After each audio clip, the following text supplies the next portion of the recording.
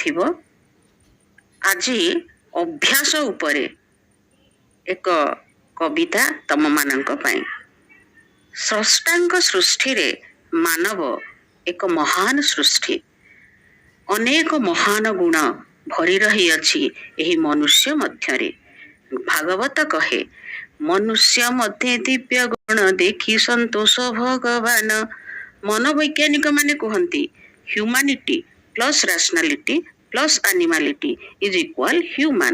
ଅର୍ଥାତ୍ ମନୁଷ୍ୟ ପାଖରେ ମାନବିକତା, ପଶୁତ୍ୱ ଓ ଦେବତ୍ୱ ଏହି ତିନୋଟି ଗୁଣକୁ ନେଇ ମନୁଷ୍ୟ ଗଠିତ। ତେବେ ଅଭ୍ୟାସ ଏପରି ଏକ ଗୁଣ ଯିଏ ମନୁଷ୍ୟକୁ ଦେବତାରେ ଓ ପଶୁରେ ପରିଣତ କରିଥାଏ। ଭାଗବତରେ ଅଛି ଅଭ୍ୟାସ ବଳେ କାର୍ଯ୍ୟ ସିଦ୍ଧି ଜାଣିବ ଏହା ମହାବିଧି।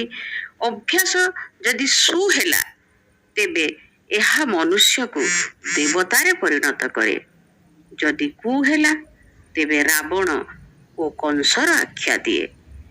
କିଛି ଭଲ କାମ କରିବା ପାଇଁ ପିଲାମାନେ ଦୀର୍ଘ ଦିନର ସାଧନା ଓ ଅଭ୍ୟାସ ଦରକାର। ସଂସ୍କୃତରେ ଗୋଟିଏ ଶ୍ଲୋକ ଅଛି ଅଭ୍ୟାସେନ ମତ୍ସ୍ୟାଃ ତରନ୍ତି ଅନାଭ୍ୟାସେ ହସ୍ତି ନ।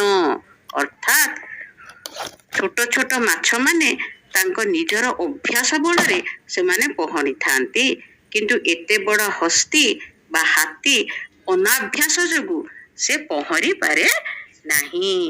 ତେଣୁ ପିଲାମାନେ ଆଜି କେତେକ ଭଲ ଅଭ୍ୟାସକୁ ନେଇ ମୋର ଏହି କବିତା, ଯାହାକି ତୁମମାନଙ୍କୁ ମୁଁ ଉତ୍ସର୍ଗୀକୃତ କରୁଛି। କବିତାର ଶୀର୍ଷକ ଜାଣିଛ କି ପିଲେ ଜାଣିଛ। ଜାଣିଛ କି ପିଲେ ଜାଣିଛ କି ସତ ଠାରୁ ବଡ଼ କିଏ ଅଛି କୁହ, ସତର ମହତ୍ଵ ବୁଝିଛ କି। ଜାଣିଛ କି ପିଲେ ଜାଣିଛ କି ପିତା ମାତା ଭକ୍ତି ଦେବତାଠୁ ବଡ଼। ପିତା ମାତା ଭକ୍ତି ଦେବତାଠୁ ବଡ଼ ଏକଥା ମନେ ରଖିଛ କି। ଜାଣିଛ କି ପିଲେ ଜାଣିଛ କି ଜନ୍ମଭୂମି ଅଟେ ସବୁଠୁ ମହାନ। ଜନ୍ମଭୂମି ଅଟେ ସବୁଠୁ ମହାନ ମନେ କେବେ ତୁମେ ଭାବିଛ କି। ଜାଣିଛ କି ପିଲେ ଜାଣିଛ କି ଗଛ ଉପକାର ଜଗତର ପାଇଁ। ଗଛ ଉପକାର ଜଗତର ପାଇଁ କେବେ ଗୋଟେ ଗଛ ପୋତିଛ କି। ଜାଣିଛ କି ପିଲେ ଜାଣିଛ କି ଜୀବଜନ୍ତୁ ଆମ ଉପକାରୀ ବନ୍ଧୁ। ଜୀବଜନ୍ତୁ ଆମ ଉପକାରୀ ବନ୍ଧୁ ତାଙ୍କ ରକ୍ଷା କୁହ କରିଛ କି। ଜାଣିଛ କି ପିଲେ ଜାଣିଛ କି ଶାନ୍ତି ମୈତ୍ରୀ ଆଉ ଅହିଂସା ମନ୍ତ୍ରରେ ଜଗତ ଜନକୁ ବାନ୍ଧିବା କି। ଜାଣିଛ କି ପିଲେ ଜାଣିଛ କି। ପିଲାମାନେ କବିତାଟି ତମକୁ କେମିତି ଲାଗିଲା?